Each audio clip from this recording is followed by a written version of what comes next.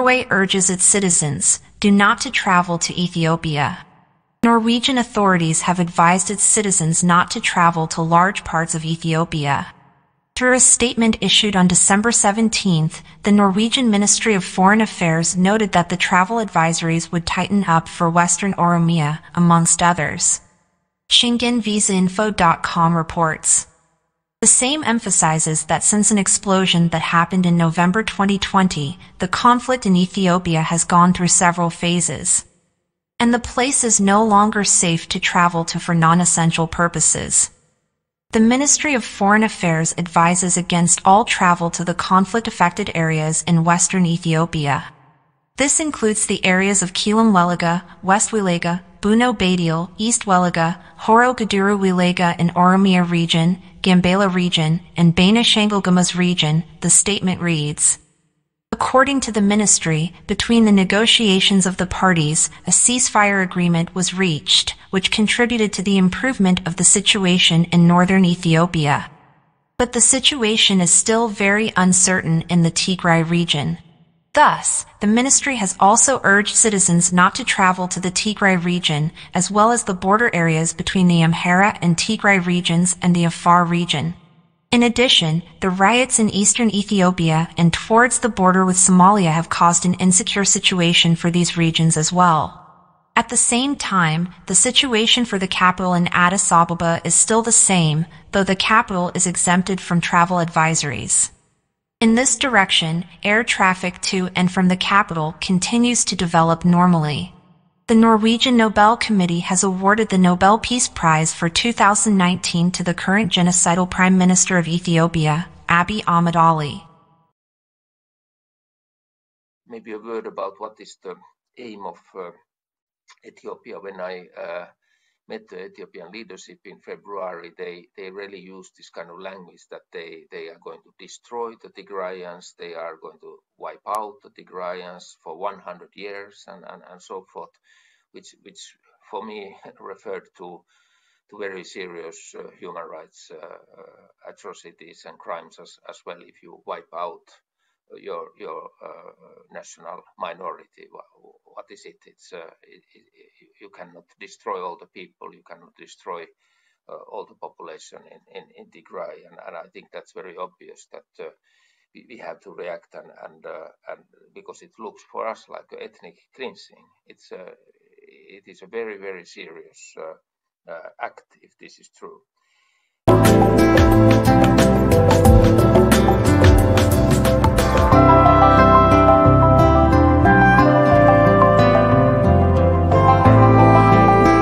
Time now for the exchange. The Norwegian Nobel Committee has issued an extremely rare admonition to Prime Minister Abiy Ahmed over the Ethiopian war.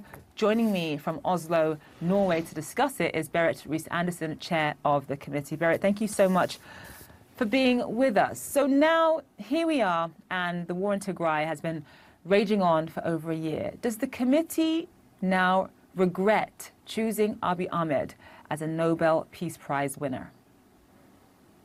The committee stands behind the decision made in 2019 of rewarding the Peace Prize to Prime Minister Abiy, and on the basis, on the picture you painted so efficiently in your introduction.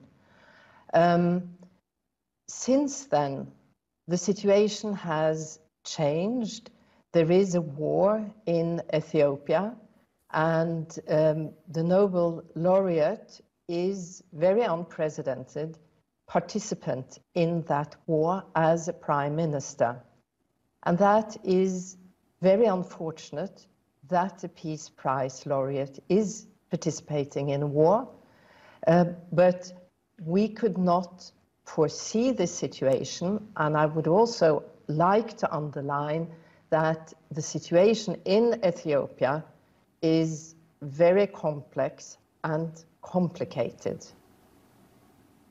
I 100% agree that, it's not as if you have a crystal ball. Of course, you could not have foreseen what would have happened in Tigray and what Abiy Ahmed would go on to do. That being said, though, he was awarded the Nobel Peace Prize, I think it was roughly around a year and a half after coming to power. And of course, as you know, Ethiopia is a very complicated country just in terms of violence and in terms of ethnic divisions and that sort of thing. Given that you awarded him a little over a year after coming to power, do you think that perhaps you jumped the gun and he was given the award too soon? This is a question often placed to the Nobel Committee: have we given prizes too soon? I would like to reverse that question. If we were always sure of the outcome of a peace effort, the Nobel Peace Prize wouldn't have been as relevant as it in fact has been through 120 years. The Peace Prize is a reward for a success in a peace effort that Prime Minister Abiy definitely could claim, but also an aspirational prize towards continuing the path of peace. And the Nobel Committee making the statement we have made is not passing judgment on the war in Ethiopia, which ones of the parties are right or wrong. But what I am emphasizing is that carrying the Peace Prize is a very heavy cloak to carry. And it rests a certain responsibility on Prime Minister Abiy in contributing seriously to peace and entering negotiations instead of using military means only to solve the situation in his country.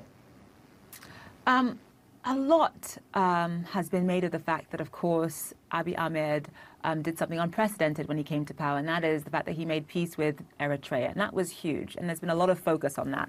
However, at the time when he was awarded the Nobel Peace Prize, domestically there were a lot of issues. For example, at roughly around the same month, I believe, when he was given this award, there were reports of police in Addis Ababa essentially arresting protesters during demonstrations, journalists continually being harassed, internet shutdowns, that sort of thing.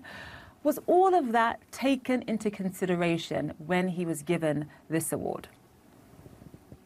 Well, the negotiations of the Peace Prize Committee are absolutely confidential, so I cannot respond on the different elements that were taken into consideration. But what I can say is that the reasons we gave for the Peace Prize was also a great reformation of civil society and building civil society and enforcing democracy in Ethiopia and strengthening human rights. And Rome was never built overnight, but we emphasized these reasons when we awarded the prize. And I would also like to add that when we do make our decision, we are supported by consultants from international institutions and international universities.